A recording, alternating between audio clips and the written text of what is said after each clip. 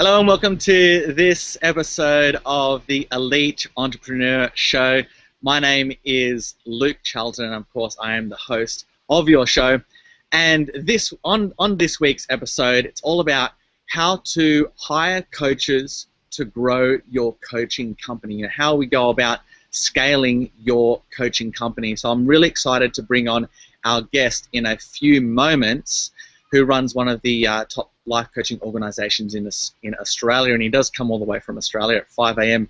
in the morning, so he's getting up early just for you, because this show is all about you. And just a quick shout out to my mate Aaron, also in Australia. He's watching the show for the very first time, one of my best mates, and this is the first show he's watched after, I don't know, maybe 100 episodes, so what a tight ass he is.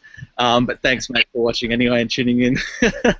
So this week's episode, how to hire coaches and grow your coaching company. And if you've never seen this show before, this is the Elite Entrepreneur Show. And it's all, this isn't a show for me, this isn't a show for the guest coming on, this is a show for you. It's first and foremost to help you change lives. And as coaches, that's what we really love to do, right, is to be able to help people and help change their lives. So that's number one, changing lives, living anywhere. So being able to live and run and coach from anywhere in the world, or maybe it's just your favorite location, your favorite coffee shop, and becoming the new rich, which simply means, of course, this is a business growth show for you. So becoming the new rich in this context means having a business that works for you, giving you ultimate freedom and ultimate choice, where you can choose to work with more people if you want to, change more lives if you want to, but also having the choice to scale back your business if you want to, and just maybe work with fewer, longer term, higher paying clients. But it's about having that business that works for you, and this is what this show is all about. And this is the first time you're tuning in, we go live every Thursday from 12 p.m. Pacific time, 3 p.m. Eastern Standard Time, or 8 p.m. GMT, or if you're from Australia, it's 5 a.m. at the moment. And we go live from the link eliteentrepreneurshow.com. Actually, I'll bring it up right now. Where is it? That one? Yeah, there we go. eliteentrepreneurshow.com. So if you're watching this live right now at 3 p.m. Eastern Standard Time, head over to that link, and that will enable me to interact with you, and enable you to interact with the guests that we have on, and the guests that I'm about to bring on now, and ask your most burning questions, because again, this show isn't about me, it's for you. So it's your chance to interact with these elite entrepreneurs coming on the show, who charge lots and lots of money to give up their time. So it enables you to get free advice, basically. So head over to eliteentrepreneurshow.com and ask your most burning questions during the show, or even just leave your aha moments as well. Okay, so if you didn't see last week's episode, after this show, I highly recommend that you go back and see that. It's at zagcoaching.com/blog. So you might want to write that down. You might want to have a pen and paper ready for the rest of the show as well, because you're going to be taking a lot of notes. But go review last week's episode. I've been getting some great feedback from it. It's called the 7 Signs You Shouldn't Be a Coach. It was a really great episode, if I do say so myself. It was just me. I wasn't interviewing anyone. But if you are thinking about becoming a coach, even if you are a coach just starting out, it's a really great episode on what it takes to become a successful coach. Okay, so what I do now is I'll go into a little segment in this show, showing you kind of what I've been doing over the past week through my Instagram, but I'll also show you, because we missed out on it last week, what's been going on with my rugby league team, the Roosters. So let me just share my desktop here. Okay, so we didn't have this last week, this segment, so it's going to be a tiny bit longer. The Roosters, they beat the top team, the Bulldogs, absolutely smashed them, 32-12, easy peasy. So we've moved up into 4th now, and because we missed last week's one, the Roosters also beat the Raiders, and the Raiders actually come from my home city of Canberra, but I don't go for them, they're crap. So my family's also from Sydney, so I go for the Sydney City Roosters. And also some awesome news. The Blues beat Queensland. So if any Aussies watching, We got over Queensland in the first game. That was in Queensland, in their home territory, and that was awesome. An amazing game. So happy that they won. That's a best of 3 series. So we get the home ground advantage this in the next 2 weeks. It's coming up. Anyway, and we're coming up against the Storm. That'll be a good game, but they lost a few players from State of Origin, and we should beat them too. Okay, so this is a photo that I've taken over the past week from my Instagram about where I've been running my business from, and this is down at Marsh Creek, down a kind of greater Philadelphia area. And what I do, as I mentioned on a couple of weeks, is I take a bit of time each and every week to kind of reflect on my own business, and I'll bring it back now. Each week I take a little bit of time to kind of slow down and think about a bit more strategically about how I'm going to run my business. And that was a photo of I was on a boat taking a photo on Marsh Creek here, and that what I was doing on the boat is thinking about how I was going to put together my one-day intensive. Excuse me, got allergies. It's really hay feverish. It's spring here in Philadelphia, so lots of pollen in the air. So I was out on the boat and thinking a little bit more strategically about how I'm going to run my business and how I'm going to put together my one-day event. I'm running a one-day event in Philadelphia here next Friday, and doing a one-day event, a one-day intensive, is one of the best things that I've ever done for my business. Not only because it allows you to bring people in that didn't know anything about you before and kind of educate them in a way that that you can educate them so they get to know, like, and trust you and then become a client.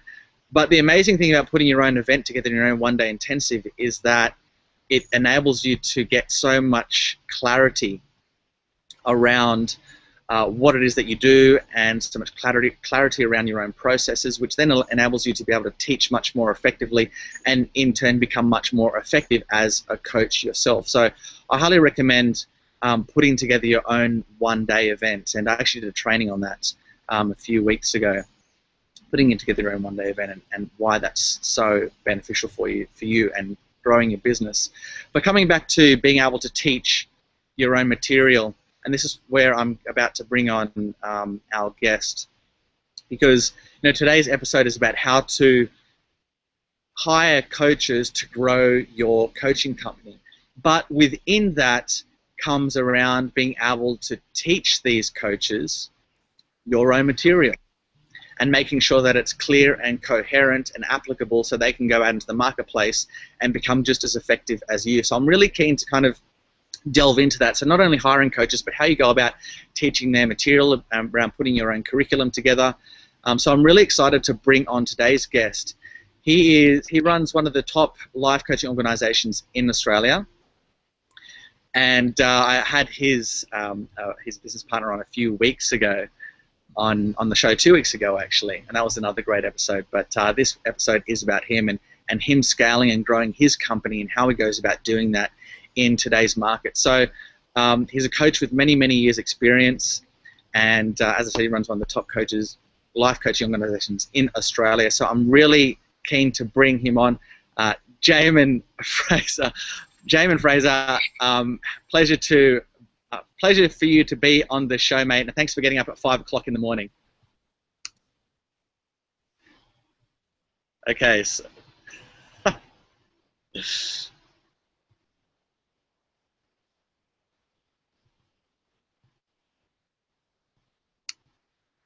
okay, hang on. This is what happened a couple of weeks ago when we tried to do Google Hangouts. This is what the Google Hangouts does, guys. It's a bit temperamental. So he's frozen here. Hang on, let's see if it's coming back. Jaemin lives out in Goulburn, I believe it is, which is like a country town outside of Canberra, my home city. But he lives kind of like in the sticks of Goulburn. I don't know if that's a term here in the US. The sticks is like the outskirts of he lives in the outskirts of a country town, and he's trying to remote in on Google Hangouts. So he assured me that his internet connection would be fine, but clearly he's still having difficulties connecting. So okay, he's popped up now. Oh, Luke, I'm sorry. That's all right. At least I stalled well. I was just telling them about how you live out in the sticks and you have crappy internet connection. I don't know what is happening. I'm in the city. I don't know what is happening. Not even in the city. Okay, so I just introduced you and talked you up. So, right. Jaemin, do you want to?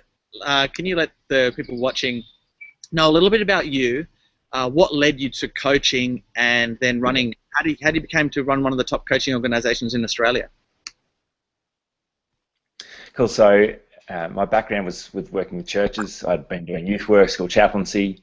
I got exposed to the life coaching skill set, and it just resonated so deeply with me. I thought, holy smokes, these tools are the most powerful I've ever come across in terms of personal change work in my own life, and then the implications of being able to be more effective with others was astounding. So I signed up straight away to do some coach training, and after my first 3-day intensive, quit my job and launched into a coaching business because I thought, this is it. This is going to make lots of money and be very, very effective, and it was all going to happen really quickly. Didn't quite turn out like I'd imagined, but still was so cool in terms of how powerful these tools were. And I first started working with the long-term unemployed. Yep. And seeing people who are significantly stuck make massive change and helping them get back into life again. And quite early on, the program I developed for an employment agency, I just thought, I reckon every employment agency in the country needs this program. And I reckon I could multiply myself. I reckon I've developed a way of introducing and framing these tools into this space that could be really useful. So I thought, yeah, I'm going to go multiply. And so I then looked for other coaches, other people who weren't even coaches who I could train to do what I did, and started that multiplication process. Wait, so there's a few things there. Holy crap. So let me just take it back. Okay, so you did a 3-day intensive as a coach, and then you quit your job after 3 days of being and you just thought, this is it for me. I did the same. I quit my job and moved to London, but I did this. This was like a 2-year decision. 3 days. Holy crap! So let me ask you. You said like, what? So you became a coach. Like you learned how to ask questions, but in relation to going out and growing a business, like, was there a shock there? Did you know anything about growing a business? What happened? No, I knew nothing about growing a business actually. That was an amazing shift, but I just felt like these tools work for me, and other people will see the value of these tools. So, alright, I'll go out and have a go. One of the things that was drummed into us, part of the coach training, was say yes, work out how later, and so that was kind of my crazy mantra at the start, which was, looking back, it was crazy how risky I was, but I was compelled. I thought, this is bound to work. High level of belief with no skill. I love that saying. Because on my show last week, the 7th sign you shouldn't be a coach is that you need to have everything perfect. Right. And I love that saying, like, say yes. So I don't know, get a client and work out how to make the deliverables work as you go through the program for them. Yeah. Say yes, and then this is what the top people do. They figure it out. They just do it, and you mentioned there the word risky. Taking risks. Growing a business and becoming a coach, if you're not taking risks, you're not your business won't be able to grow. It's all about stepping outside your comfort zone. For sure. And how did you go about? So I'm sure the people are kind of interested to know how you went about going from quitting your job with had no clients. How did you go out, and what was your strategy? Yeah, so my strategy was advertising on Facebook, sending emails to all my friends that I knew, just letting people know that I was a coach now, which achieved nothing. And I had 4 weeks worth of money from my job. That's how long I had to kind of Wow. make this work. And the last day of that 4 weeks, I still had no clients, and I was just driving around town thinking, what have I done? Like, I thought this was so right, and I haven't been able to make it work. And when I quit my job as a school chaplain, the principal had kind of had this backhanded remark that I should go and work for this employment agency if I didn't want to work at the school, because they were a great organisation that had terrible staff. Maybe I could make a difference down there. Yeah. I just had that word, that line ringing in my mind as I'm driving around town. I just thought, oh well, I'll drive in that employment agency, and it was like they were waiting for me when I got there. It was just quite extraordinary, and asked me what I did. I said, oh, I'm a coach. They said, wow, we really need a coach actually. Asked me what programs I had, and I didn't have any programs, but I didn't let them know that, and I talked programs that I developed for the long-term unemployed and the kind of things that would be useful for them. They asked me how much it would cost, and I made it up on the spot. And then they asked me, well, would I be able to do that in Bowral and Yass, which are 2 towns close to Goulburn as well? So I went from 0 to 3 days work, coaching 6 clients a day, like that. It was an extraordinary experience. Oh my God. That is such an incredible story. That is awesome. It goes to show, right, that you take risks. Sometimes they don't always pay off, but it's just to keep moving forward, and to never give up. Absolutely. And that is absolutely crazy. So you went to work with the unemployed. Yeah. And that's when, of course, you started developing a curriculum, is that right? A training curriculum. Yeah. And then you needed other people to start training what you had developed, is that right? That's right, yeah. And, sorry, going? No, you go. I was just going to say a bit more about that, but I preempted your question. No, you go. Keep going. It's fine. Well, I was just saying that, part of my development as a coach was, it took a little while to multiply myself, because I was just so taken by the learning and experiencing. And I think curiosity as a coach is such a great technique, rather than thinking I know everything and I know how this is going to work. To go into a coaching space without judgment and with curiosity, and learn as much as the client a lot of the time in the whole process. So a big part of the thing for me was dealing with my own confidence, and I had a high level of belief in some areas, but I was treading water in others. And so it was about developing my confidence as a coach and a business owner, and my skill level, I suppose. And then I did some NLP training, which just kind of took the whole thing up another notch and really dealt with some of my own limiting beliefs. And now training all my coaches, one of the core things that I say is you got to smoke what you're selling. Like, if it's not working for you, don't imagine that you're going to be a great coach. And so I think the saying was, don't get high off your own suppliers. Are we talking about something different here? Well, there's slight mixed metaphors here, but I think sometimes people hide in the most subtle places. So people go and train to be a psychologist or a counselor or as a coach, so that no one's ever going to ask them. It's kind of but I don't think that's going to work. I think that's horribly incongruent. So for me, it was just a personal development process as well. That was the limiting factor. Can I deal with my own stuff, my own limiting beliefs, my own lack of confidence? And as I did that opened up new ways of thinking and more confidence to go and approach high-level managers and ask them and pitch what I was doing to kind of regional managers. And they were very taken by it, which then gave me the opportunity to go find them coaches in other places. Oh, very nice. So, you mentioned that.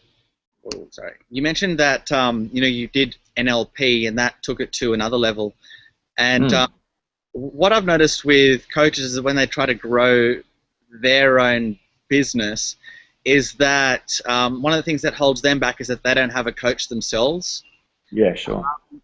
What has having your own coach and working on yourself been able to do for growing you and your company? Well, I think as a business owner, and I was a sole trader to start with, so there's no one telling you what to do. There's no one telling you how to do it. Hmm. The most challenging thing is your ability to manage yourself. Can you pick yourself up? Can you manage your state? Can you keep focused on the end game?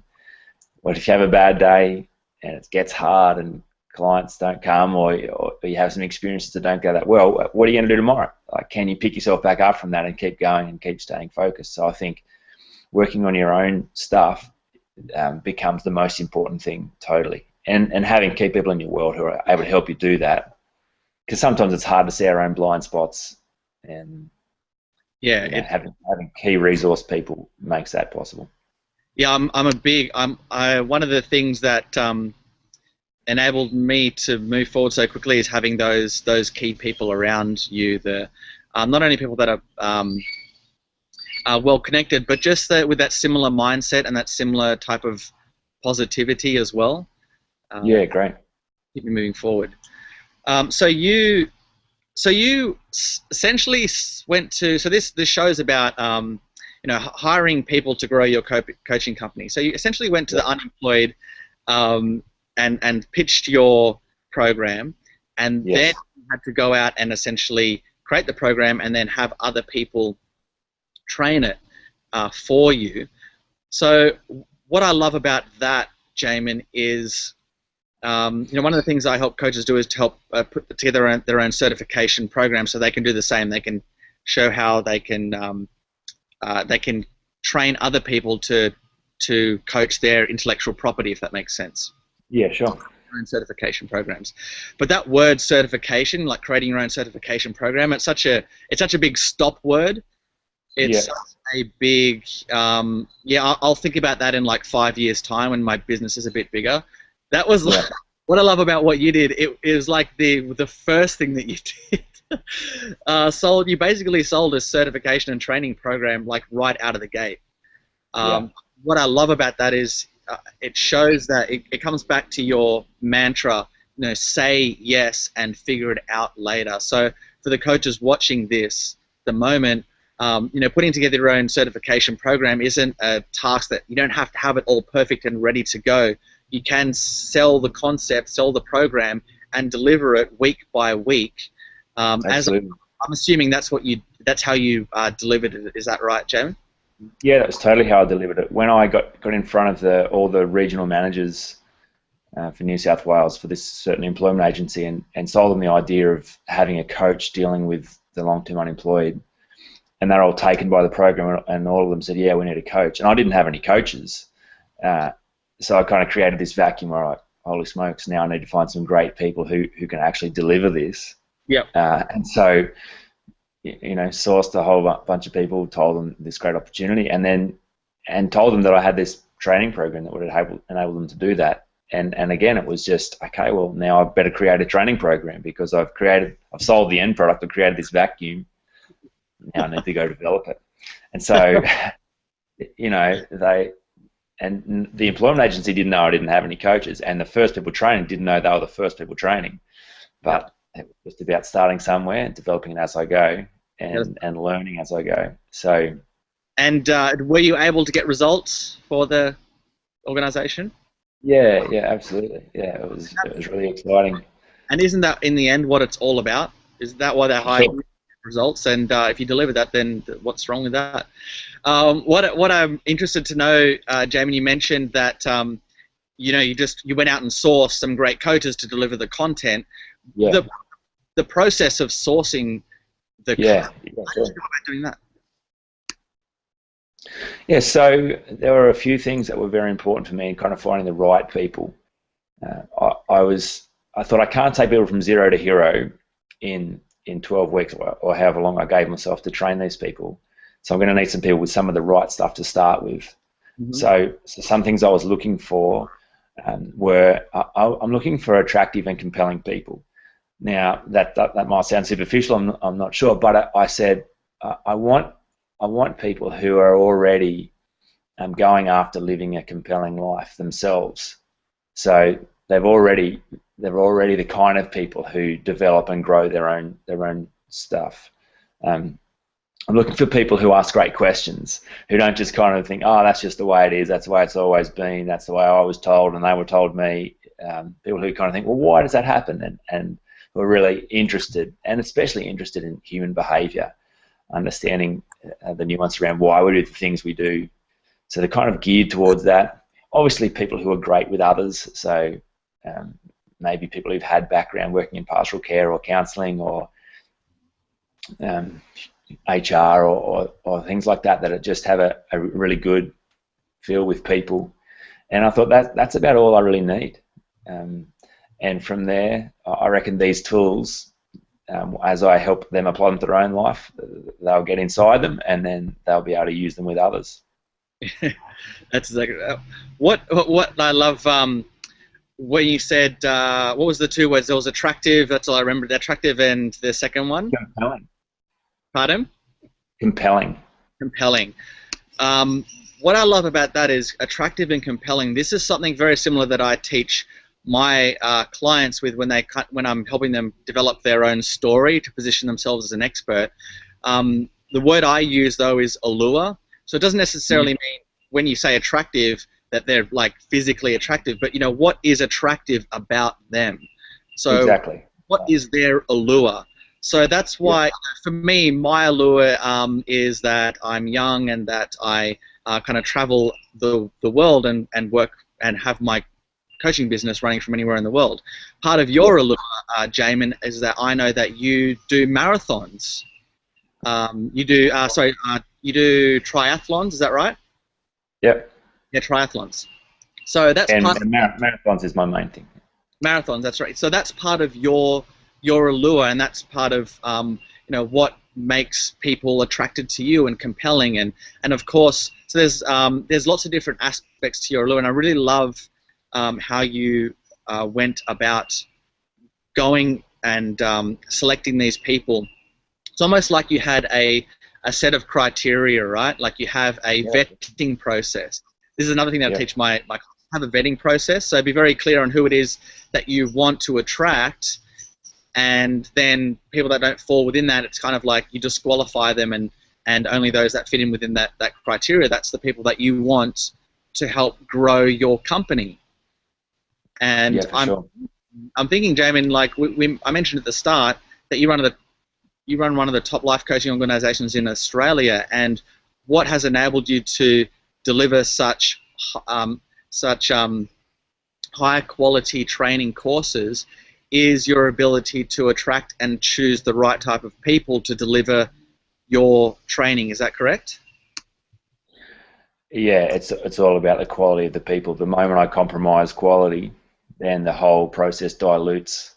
Yeah. And we're in a world of pain. If I can ensure the quality, I can guarantee the results. That's been something that's just been a real key for me. Yeah, exactly right. And that's one of the things that you yourself, you and Robert, your partner in the organization, pride yourself on with your coach training, your life coach training, which we'll talk about in a little bit. And that's what really makes you different, that kind of prestigious and the high quality of the content that you deliver. And you don't, as you said, you don't want to compromise that at all. No, we can't afford to. That's right. I mean, that's what makes you different in the marketplace, right? And it's all about your differentiation. Yep.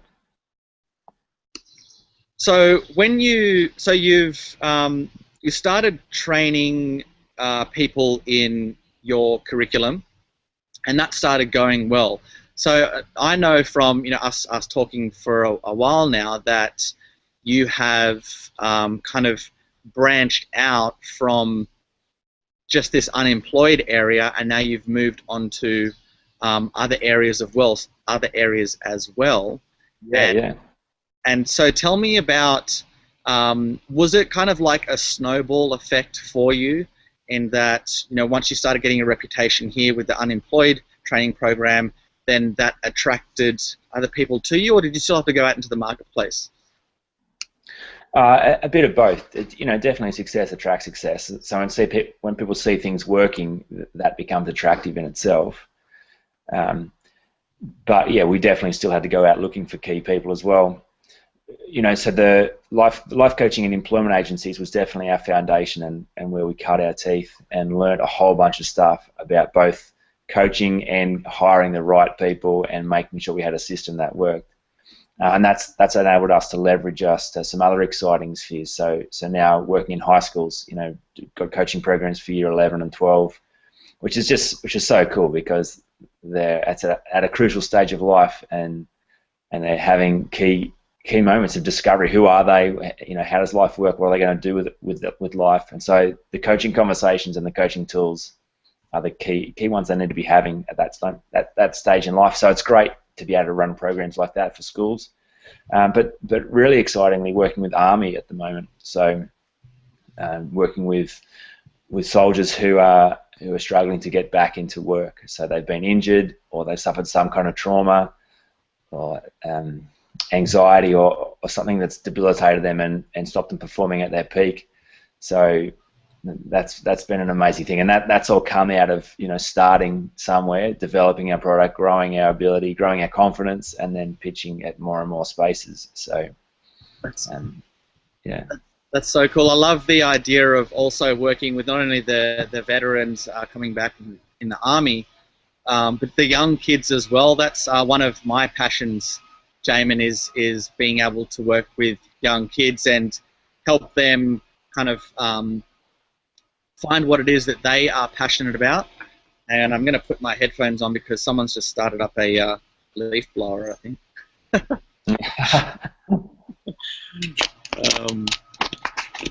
Let's see if this works. Can you still hear me, Jaemin? I can, yeah. My voice much deeper now? Loud and clear. So what was I saying? Working with kids and helping them align, making sure that what I love with working with kids at the age that you're working with, was it year 11 and 12, is that right, Jaemin? Yeah. Helping them find what it is that they're kind of passionate about at that early stage, so when they move into the next phase of their life, whether they go to university or go into a 9-to-5 job, it's not going to be, it's going to save a lot of time for them in finding a career that they love to do. Because I know for me that I just went to university because that was the thing that you do now, and I didn't really know what it is that I wanted to do. So is that one of the things that you are finding with the kids that you're helping that enables them to do that? Yeah, totally. Yeah, kids are looking around to see how to make sense of life, to see what to do, and often kids just go with the flow, and they don't ask great questions. So it's so cool watching them just stop and just evaluate and just get clear about what's inside them, and ask questions they've never given themselves permission to ask, and deal with barriers that have stirred up. Because we've done some stuff with primary school kids as well, and ask a year 4 kid, what do you want to do with your life? What do you want to do when you grow up? And everyone's got an idea. But you ask that same question to year 11 and 12, and a lot of them don't know. So wow, what happened in that short space of time where you kind of got scared or thought, oh no, this is the real world. You can't get what you want. You just got to get what you get, and you just make do, and you just fit in. And holy smokes, you're still so young, and it's all in front of you. Don't lose sight of the dream. So having coaching conversations with kids like that is very exciting. And you know what the funny thing is, Jaemin? When you just mentioned that, what happened with, what you wanted, and then the middle bit happened, and then you kind of gave up on that dream, and you just said, keep going for that dream. We can even apply that to coaches running a successful business as well, in that to keep moving forward and not to give up on your dream, because you and I both know that starting and running a business is not an easy thing to do. Not an easy thing to do at all, and there can be times when you want to give up on that dream, on becoming successful. And this is what I love about this show and getting people like you on, is to kind of help coaches move forward and continue on with their business. So in saying that, Jaemin, you train a lot of coaches, a lot of life coaches, and you specialize in that. What are some of the challenges that you see, that I want to know that you see with coaches going out by themselves into the marketplace, what are some of the challenges that you see that they have growing their own business? I would say confidence is massive. So that's one key thing people struggle with. How to sell their own wares. So they're learning some tools, they're seeing it change their own life, but then having a client sit in front of them and introduce a skill set, and then the client says, okay, cool, so how much will this cost? And to that whole sales conversation, can I pitch myself, can I value what I do, and can I charge a premium for my time? So I think getting paying clients, that's a massive challenge. That's one of the first things that I see clients go through. The second thing then is obviously the competence. So great, so you get someone to sign up, you back yourself, you value yourself, they pay for your time. Now can you deliver great value? Can you really give them what they're looking for? Can you assist them in change? So developing your confidence as a coach, and your ability to sell yourself, and your confidence, your skill level, your coaching ability, I think that they're the two biggest things. And obviously there's a whole lot of stuff in both of those, but broadly speaking. You know what, I think the two biggest things in there you mentioned is confidence, and it's really your own mindset and your own beliefs. So it's really not about, coaches think that they need that one more piece of content, they need to read that another book, they need that watch that other YouTube video, they need one more strategy, they need one more tactic, when a lot of it comes down to what you just said. It's your own confidence, which is really comes down to your beliefs and the stories that you tell yourself. Yeah, 100%. So coming back to what we were talking about before is having a coach, investing in your own coach to help you work through those kind of limiting beliefs that you have on yourself. That I have worked with a coach, and I do continue to, and I know that you do as well as a coach and a successful coach in yourself, Jaemin. Yeah, for sure. And I mean, we've just been in Hobart for 7 days, our whole team, doing more coach training ourselves, being trained. So again, investing in our own development. Oh, nice. Is just a crucial thing to stay sharp. It's never ending, right? But I love that. I love that. So we just mentioned your life coach training school, and that you train coaches. So do you want to let the people watching, the coaches watching, or maybe if there's some potential coaches watching that want to become life coaches, a little bit about your organization and how they can get trained and then get in contact with you as well? Yeah, great. So like you've said, Luke, we're aiming to provide really high quality life coach training. Definitely not the biggest, but aiming to be the best. So I like the fact that it's a boutique agency, and we can really have a personal approach to training, and feel like these are the best tools that we've gathered from a whole bunch of experience and learning ourselves. But first and foremost, focusing on your own personal development, and then the overflow of that, helping you coach others. So we run a very basic introduction to a full 2-year master coach program. We run it based on in 3-day intensives to do the practical components, and then there are online and over the phone and coach mentoring that happens wherever you are, so you don't have to be in a location. So we travel with our coach training. We don't do it all in one location where there are coaches that are looking to be trained. So yeah, we run training regularly around Australia, and have explored training in New Zealand and Singapore later this year. So our website's fraserhomes.com, where people can find out more information about training. You can enter your email and get information and regular updates about what's happening in the world of coach training.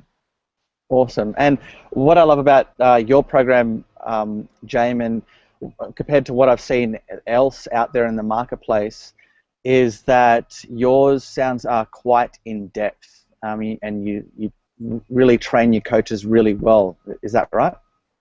Yeah, absolutely. And it's fascinating. People who've had training elsewhere, because we're ICF accredited, all our training gives that level of International Coach Federation accreditation. We have some coaches who've done training elsewhere who then need to come and get their qualifications, and who imagine it's just going to be repeating what they've already done, but who find that it's a whole bunch of stuff that's content and concepts they've never come across before, and really is a lot deeper than they imagined. I think sometimes coaching can be assumed as it's just positivity, it's just asking some great questions, but there's so much more nuance and skill around personal transformation and human behavioural science, and that's what we've really aimed to capture in our coach training. That's so true, and that's what you're also kind of an expert in that area as well, human behavioural science. Is that right? Yeah, and it's interesting. Rob and I kind of take the same subject, but approach it differently. Rob's definitely the science of human behaviour, and I'm really the art of peak performance. So together, looking at it from both ways, the science and the art of helping people achieve amazing things. And that's well, that must be a good combination for you both to have coming into your business. Yeah, exactly. Jaemin, and it's amazing. Rob, you're talking about hiring great coaches. Rob was one of the first coaches that I hired.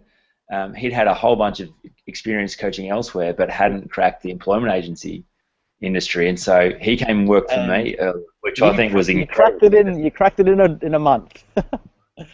Yeah, and so then we became partners down the track because it kind of we worked so well together.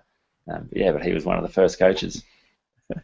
Jaemin, one of the things I ask of all the coaches and entrepreneurs coming on this show is, what do you think? Running this, got one of the more successful coaching organisations, definitely in Australia and around the world, and so I'm interested to know, and I'm sure the viewers are, what do you think is your secret to success? Wow. If I only had one. My secret to success. I suppose it's been finding something that has been 100% congruent with me. So I am a coach. Coaching works for me, works better than anything else that I've ever done before. And I just love it. So I think there's a start. That's something I'm very passionate about, and so growing a business around that has been very cool. But it's been growing what I've been given. So it's been developing my own self, my own confidence, and my own competence around an area of incredible passion, where I'm convinced that as I grow my own passion, it makes a massive difference in the world. Awesome. And so what I got out of that was congruence, something that's congruent with you, and then continual development. Is that right? Absolutely. Yeah, that's great. Yeah. Awesome. Jaemin, I wanted to thank you first of all for getting up at 5 in the morning, or a little bit earlier probably, to come on the show with me, and for the people watching. I hugely thank you for doing that, for getting up and giving up an hour of your time. Yeah, my pleasure. So thanks for coming on the show, mate. It's been a real pleasure. It's been an absolute pleasure. And we actually have another chat this morning in a few more hours, which I'm looking forward to. That's right. Great. And thank you to, so just hold on there a second, Jaemin. I'll talk to you in a minute at the end of the show. But thank you for you, the viewer, for tuning in again this week on this week's episode, for giving up an hour of your time. To do that is, again, I thank you for tuning in and giving up that hour, because I know that you, as the coach, consultant, speaker, or trainer trying to grow your business, your time is hugely, hugely valuable, just like mine is. So to give up an hour of your time for this episode, thank you, and I hope you, again, took down a lot of notes, had a pen and paper ready, as you should every single week, and to go out and start applying what you have learned, because it's not so much about taking in content, but it's about going out into the marketplace and applying what you have learned from these shows. So, again, my name is Luke Charlton, and this is the Elite Entrepreneur Show. We go live every Thursday from 3 p.m. Eastern Standard Time, 12 p.m. Pacific Time, and 8 p.m. British Summer Time at the moment. So that's eliteentrepreneurshow.com, and I will see you again on next week's episode. Cheers.